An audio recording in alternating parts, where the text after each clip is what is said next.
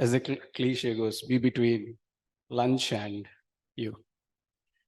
So we'll keep it simple. If the slide doesn't come up, there's just one question I'll ask, and we'll take 5 answers. We can close up if we get the answers. So we've been listening to Michael's sessions, cross-border payments, currency conversion, connecting schemes, and now international payments addressing. So can anyone name 5 differences between these different topics? No, I'm kidding. Yeah, actually. So let's continue with the session. I don't want to put you through that. So next slide, please. I'll keep it brief, or at least try to. So we'll do an overview of what this international payments addressing is about, and then what is happening in the current PI and what we want to do in the coming PI. So while understanding that Mojoloop itself, as Mojoloop in a community, we are working towards several solutions that addresses this problem. We are also partnering with UNCDF on a model that they developed. So we have a draft paper proposed by UNCDF, Arun J. Katakam, and we are collaborating with him. And they defined a model called Proxy Addressing System Service, PASS. Lots of acronyms in our world.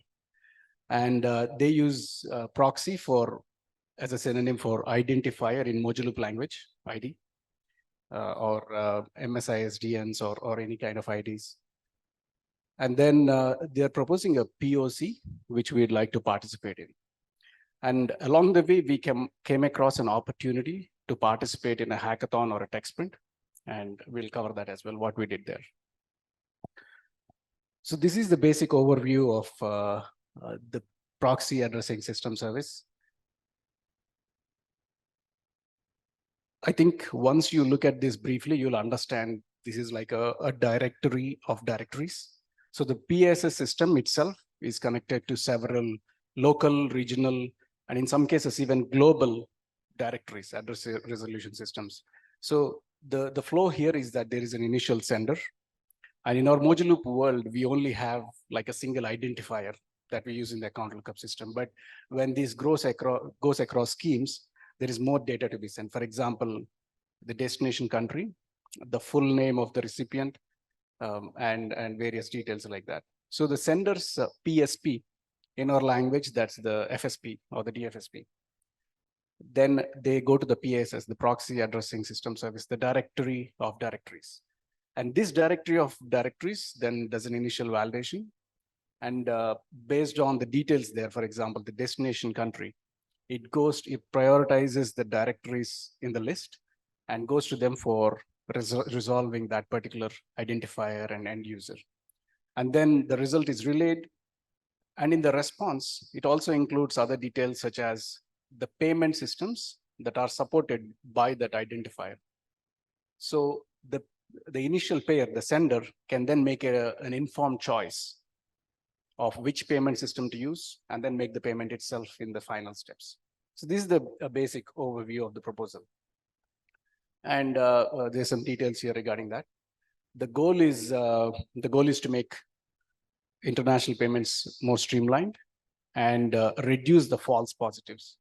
So one statistic the paper brings up is that there are about 20% international transfers that fail because of mostly false positives. Means that the identifier or the name comes up in a list, like a not allow list or a risky list kind of a thing, or block list.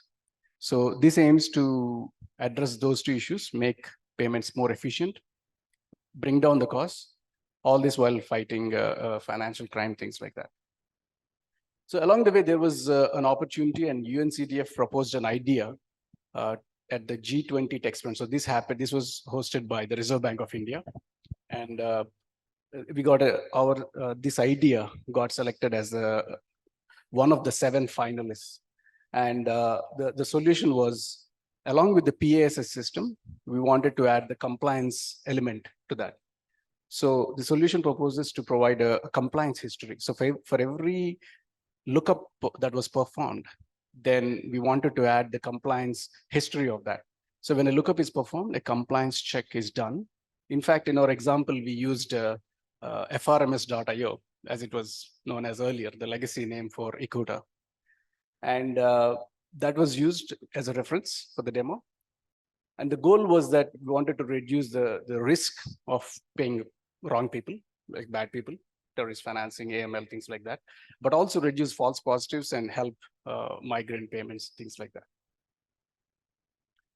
So how it works is compliance checks are performed by a trusted compliance provider. As I say, we used Ikuta or frms.io, Actio at the time. And then the goal was that we'll maintain a history of it while adhering to the data security standards while rest and transit. And then this is shared with the institutions, account holding institutions, so that they can make an informed choice. So you can see this is just a typical modular flow, but there is one element at the bottom you can see, which is the compliance checking. So that was the additional, and we were able to demonstrate this. If you want to look at the demo, I can show it on my Mac, and it was well received. So what next for this one? So there is a proof of concept that UNCDF is proposing and organizing, and they've announced a phase 1 for this and sent out invite to some financial institutions so some directories and directory or user lookup or user resolution providers and payment platforms as well. And we've been invited, and we'd like to participate in that. So Yellow Pepper it's a Visa platform.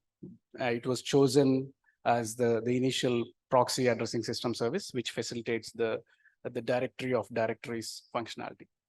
So if you're interested, let me know, and or Paul Makin, and we'd like to help you join. But as a modular entity, we'd also like to participate in this POC as well.